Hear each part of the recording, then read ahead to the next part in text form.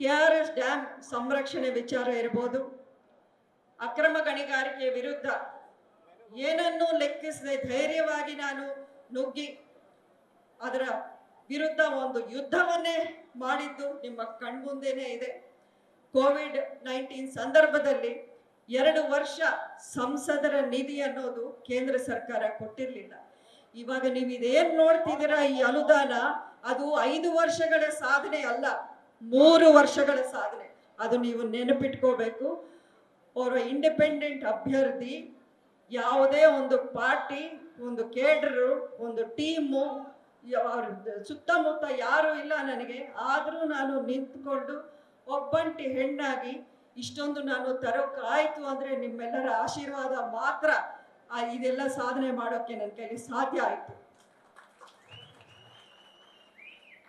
ಇನ್ನು ಅವರು ನಮ್ಮ ಆತ್ಮೀಯರೊಬ್ಬರು ಹೇಳಿದ್ದಾರೆ, ಸಮುದಾಯ ಭವನಗಳಿರಬಹುದು, 100 ಸಮುದಾಯ ಭವನಗಳು ನಾನು ಅನುದಾನ MP ಸಂಸದರ ನಿಧಿಯಿಂದ ನಾನು ಕೊಡಿಸಿದ್ದೆ. ಅದರಲ್ಲಿ ಹೆಚ್ಚಿನ ಆದ್ಯತೆ ನಾನು ಕೊಟ್ಟಿದ್ದು ಅಂಬರೀಷ್ ಅವರ ಅವಧಿಯಲ್ಲಿ ಒಂದಷ್ಟು ಸಮುದಾಯ ಭವನಗಳಿರಲಿ, ಕಾಮಗಾರಿಗಳಿರಲಿ, ಹಾಲಹಳ್ಳಿ ಸ್ಲಮ್ ಬೋರ್ಡ್ ಹೌಸಿಂಗ್ ಏನು ನೋಡಿದ್ದೀರಾ ನೀವು, ಅಥವಾ ತಮಿಳ್ ಕಾಲೋನಿ, ಅಂಬರೀಷ್ ಅವರ ಅನಂತರ ಯಾರನ್ನೂ ಅದನ್ನು ಮುಂದುವರಿಸೋ ಕೆಲಸವನ್ನು ಮಾಡಿಲ್ಲ.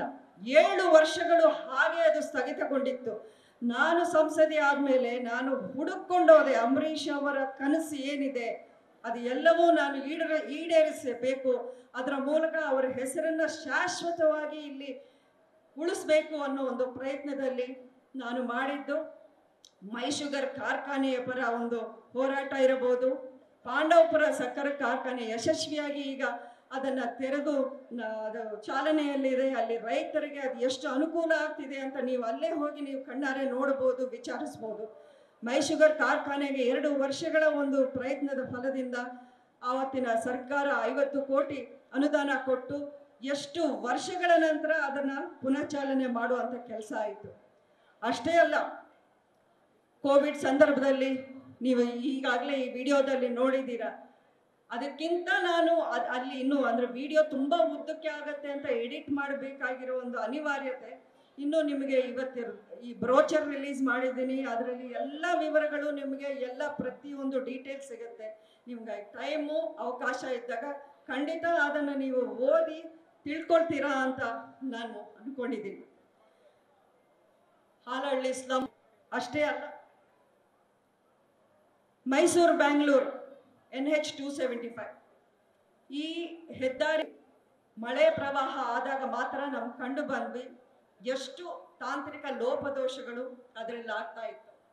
ಅದರಿಂದ ಜನಸಾಮಾನ್ಯರಿಗೆ, ಸುತ್ತಮುತ್ತ ರೈತರಿಗೆ, ಆ ಒಂದು ಹೊಲಕ್ಕೆ ಏನೇನು ಅವಾಂತರ ಆಯಿತು ಅಂತ ನೋಡಿದ ಮೇಲೆ ನಾನು ಆವತ್ತಿನ PD ಶ್ರೀಧರ್ನ ಕರೆಸಿ ಅದು ಎಷ್ಟು ಮೀಟಿಂಗ್ ಮಾಡಿಸಿದ್ದೀನಿ.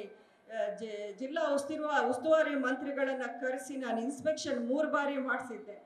ಪ್ರತಿಯೊಂದು ಕಡೆ ಅವರ ಅಳವಡಿಸಿರುವಂಥ ಒಂದು ಪೈಪು, ಡೆಕ್ಕು, ಇವೆಂಟು ಎಲ್ಲ ಚೇಂಜ್ ಮಾಡಿಸಿ ಈಗ ಸತತವಾಗಿ ಆ ಕೆಲಸ ಎಲ್ಲ ಸಂಪೂರ್ಣಗೊಂಡಿದೆ. ಮಂಡ್ಯದಲ್ಲಿ ಹೆದ್ದಾರಿಗೆ ಸಂಬಂಧಪಟ್ಟಕ್ಕೆ ಎಕ್ಸಿಟ್ ಪಾಯಿಂಟ್, ಎಂಟ್ರಿ ಪಾಯಿಂಟ್ ಇರಬಹುದು,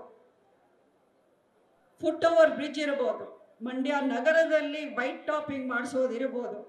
ಪ್ರತಿ ಒಂದು ವಿಚಾರವನ್ನು ನಾನು ಗಂಭೀರವಾಗಿ ತಗೊಂಡು ನಿತಿನ್ ಗಡ್ಕರಿ ಅವರನ್ನು ಪದೇ ಪದೇ ಭೇಟಿಯಾಗಿ ನಾನು ಒತ್ತಾಯ ಮಾಡಿದ ಮೇಲೆ ನನ್ನ ಮನವಿಗೆ ಸ್ಪಂದಿಸಿ ಅವರು ಅಷ್ಟು ಕೆಲಸಗಳನ್ನು ಅಪ್ರೂವ್ ಮಾಡಿ ಅದರಲ್ಲಿ ಒಂದಷ್ಟು ಕೆಲಸಗಳು ಆಗಿವೆ. ಇನ್ನು ಉಳಿದಷ್ಟು ಇನ್ನೇನು ಸಂಪೂರ್ಣಗೊಂಡು ಕೆಲವೇ ತಿಂಗಳಲ್ಲಿ ಅದೆಲ್ಲವೂ ಜನಸಾಮಾನ್ಯರಿಗೆ ಅನುಕೂಲ ಆಗೋ ನಿಟ್ಟಿನಲ್ಲಿ ಉದ್ಘಾಟನೆಯೂ ಆಗತ್ತೆ.